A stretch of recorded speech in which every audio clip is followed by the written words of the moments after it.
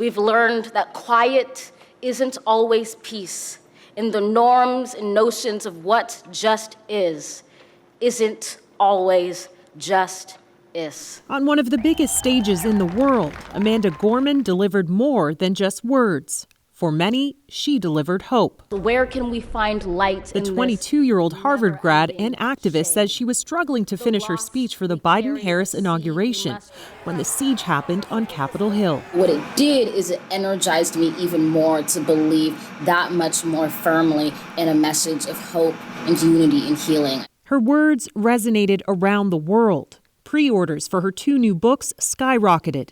More than 4 million people followed her on Twitter and Instagram, and she attracted even more famous fans. Oprah, already an admirer, gifted her that incredible ring. Canadians, too, connected with Gorman's message. Ontario English teacher Doreen Bonsu was so impressed she discussed Gorman's poem with her high school students. I think for my students, when they see Amanda, I hope they can also see themselves. Bonsu says this year they've had discussions around racism and inequality, and most recently the siege on Capitol Hill. And a lot of my students were feeling frustrated, they were surprised, they were anxious. And it's really neat to see how now, after reading the poem, there's a sense of hope and unity.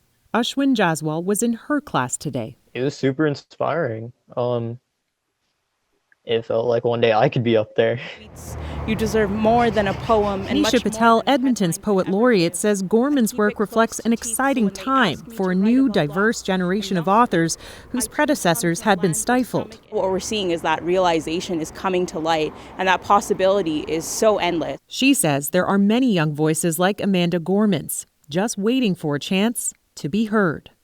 For there is always light if only we're brave enough to see it, if only we're brave enough to be it. Tashana Reed, CBC News, Toronto.